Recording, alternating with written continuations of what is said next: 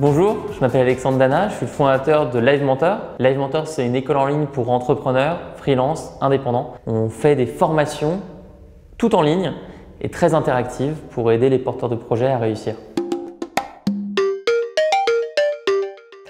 Alors, il y a plusieurs définitions d'un MOOC.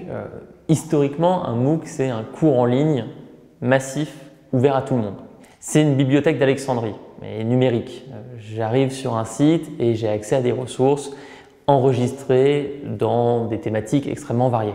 Aujourd'hui, on se rend compte que le MOOC a besoin d'intégrer une partie plus humaine. C'est ce qu'on fait nous par exemple chez Live Mentor.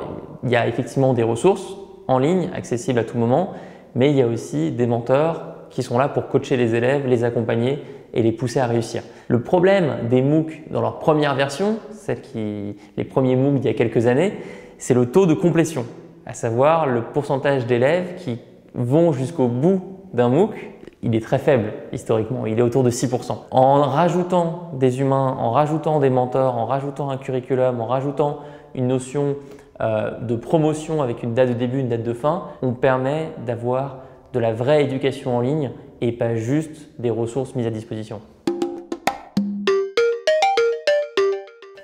Pourquoi se former sur un MOOC? La première raison, c'est la barrière géographique qui saute complètement avec l'enseignement en ligne. Il faut bien se rendre compte que si j'habite à Paris, oui, je peux trouver des formateurs, je peux trouver des profs, je peux trouver des écoles.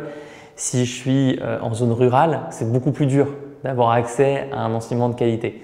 Le deuxième avantage de l'enseignement en ligne, c'est l'accessibilité. Même si je suis à Paris et que j'ai accès à de l'enseignement, le format traditionnel me demande d'être présent de telle heure à telle heure dans une salle de classe. Le MOOC permet de se former en parallèle de son projet, en parallèle de son activité si on est salarié, et ça donne une flexibilité qui est extrêmement appréciable. Le troisième avantage, selon moi, des MOOC, c'est l'accès à une communauté d'élèves.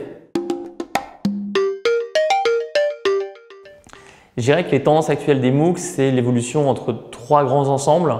Un premier ensemble constitué des MOOC qui recréent le système classique, qui permettent d'obtenir un diplôme, qui permettent d'obtenir une certification. Ça, c'est des MOOC qui vont par exemple s'adosser à des universités, à des écoles et ce qu'ils vendent, c'est le diplôme.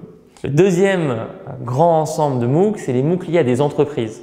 Les MOOC qui vont être créés par des entreprises, des grosses boîtes du CAC 40 qui vont se dire on va utiliser les MOOC pour recruter, pour former des gens sur les compétences dont nous on a besoin. C'est l'employabilité. Nous on est dans le troisième grand ensemble, il y a beaucoup plus dur, ce sont les MOOC pour les porteurs de projets. C'est difficile parce que là ce qu'on promet c'est pas un diplôme, ce qu'on promet c'est pas l'accès à une grande entreprise. Ce qu'on promet, c'est du 100% personnalisé pour chaque porteur de projet. Ce qui demande donc un aspect humain, un mentoring beaucoup plus fort. Pour moi, c'est mon plus gros challenge académique, mais c'est aussi le plus plaisant. Différencier une bonne formation en ligne, un bon MOOC d'un mauvais MOOC, la priorité pour moi, c'est de parler à des anciens élèves. Des personnes qui ont suivi la formation, qui peuvent te faire un retour d'expérience et qui peuvent te dire ça a fonctionné pour moi ou ça n'a pas fonctionné. Et je suis certain que dans le futur, les recruteurs vont donner autant de poids aux compétences acquises lors de formations en ligne qu'à des compétences acquises lors de formations en présentiel. Principalement parce que le rythme de mise à jour des cours en ligne est beaucoup plus fort que le rythme de mise à jour des formations traditionnelles.